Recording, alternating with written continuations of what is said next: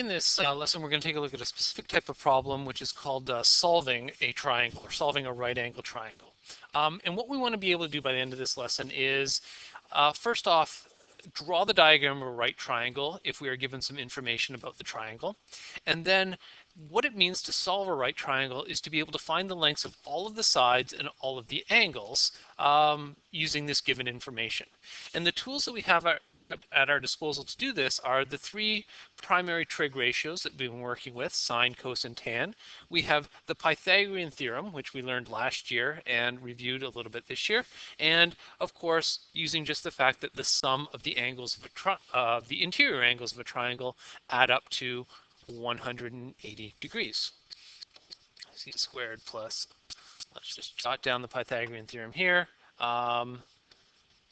A squared plus b squared. So we can use any one or two or these tools in combination to figure out all the lengths of the sides and all of the unknown angles in a triangle. So in general, this is what we want to be able to do.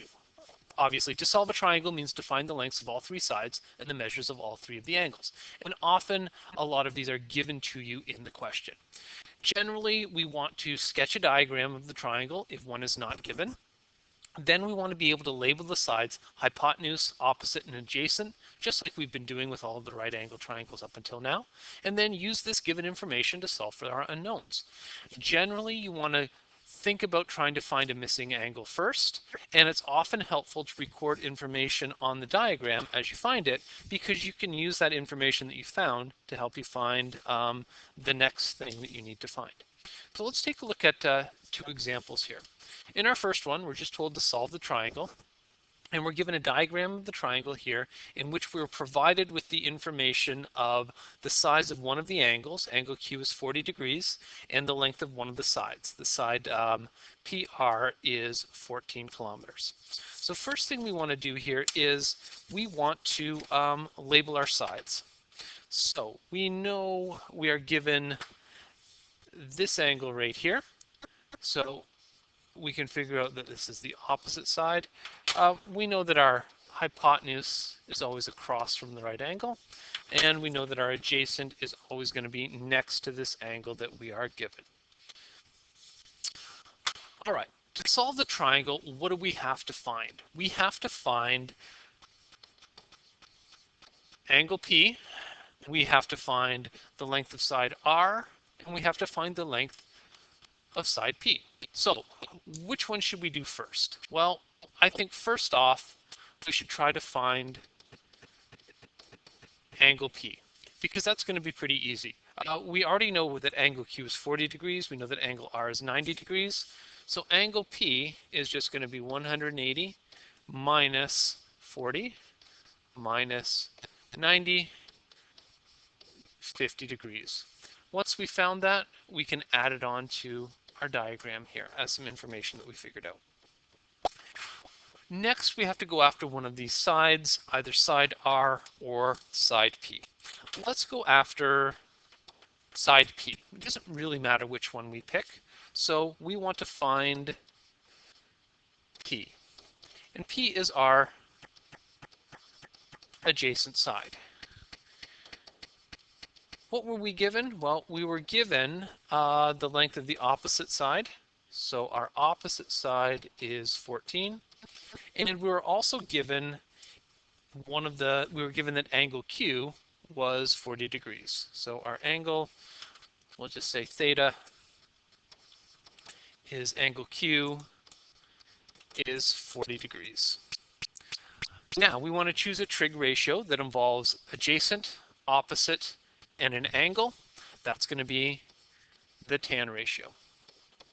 Tan is opposite over adjacent.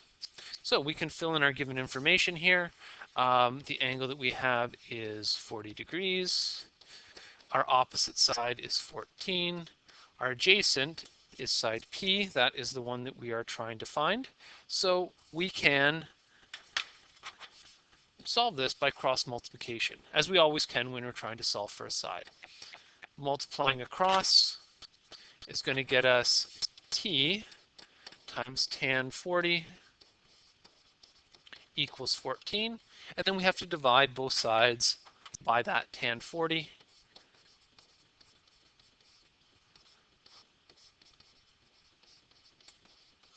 To isolate P on the left-hand side. So P is going to be 14 divided by tan 40 degrees. P is going to be 16.7. Just punching that into our calculator. And that's going to be in kilometers, it looks like. So we found side P. We had a little list of things that we had to find here. So we found angle P, we found side P. The last thing we need to figure out is side R. Now that we know that angle P here, side P is our 16.7, we could add that on here. 16.7. We have a couple of options for what we want to do. We could use the Pythagorean theorem because side r that we're trying to find is going to be our hypotenuse. So we know that r squared is going to be 14 squared plus 16.7 squared. Or we could look at it as we're trying to find the hypotenuse and we were given the opposite side in the original part of the question. So let's solve it that way. We are given the opposite is 14 kilometers. We are given that angle theta as 40 degrees, and we want to find r as our hypotenuse.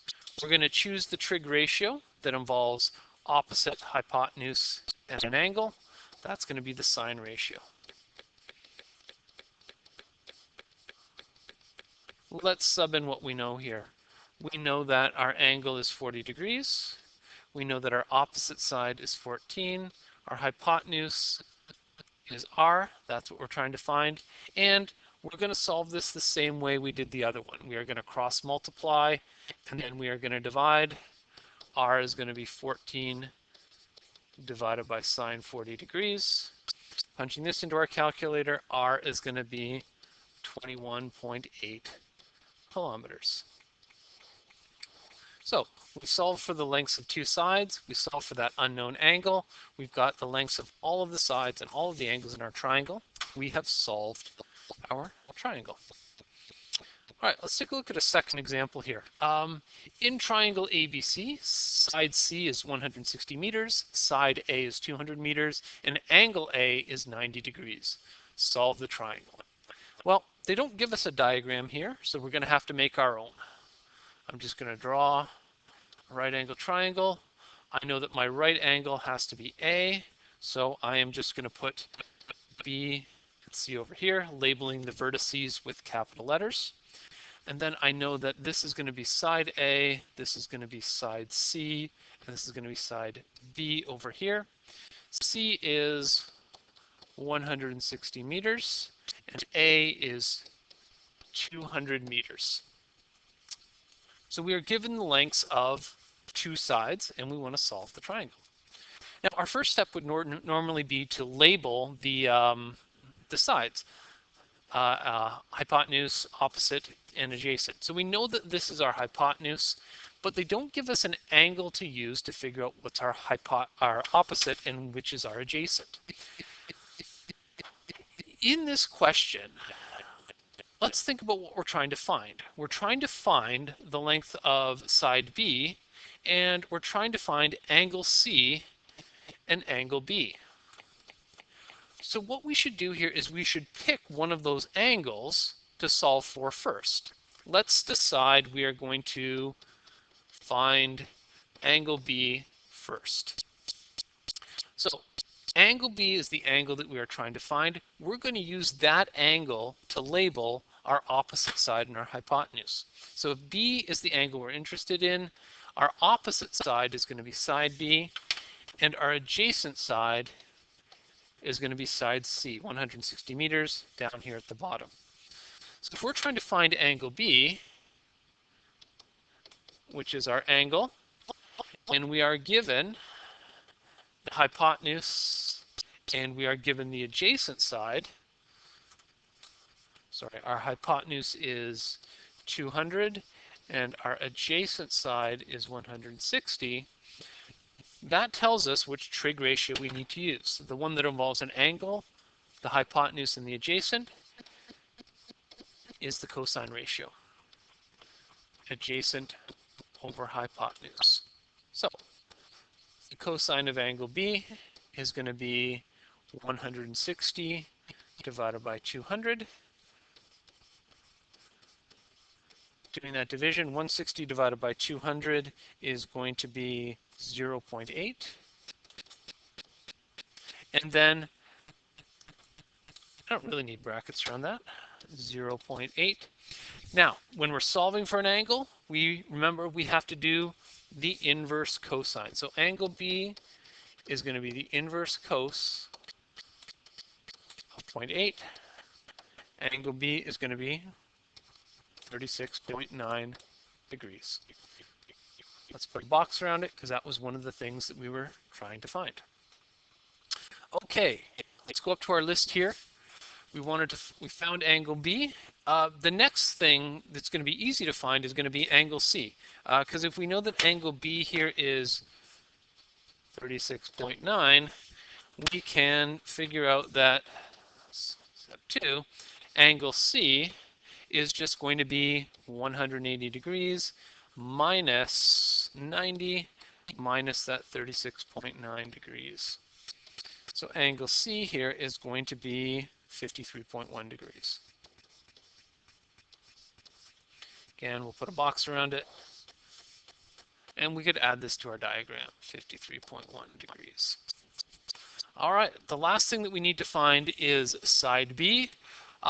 We're given two sides here, side A and the adjacent side and the hypotenuse in our given information.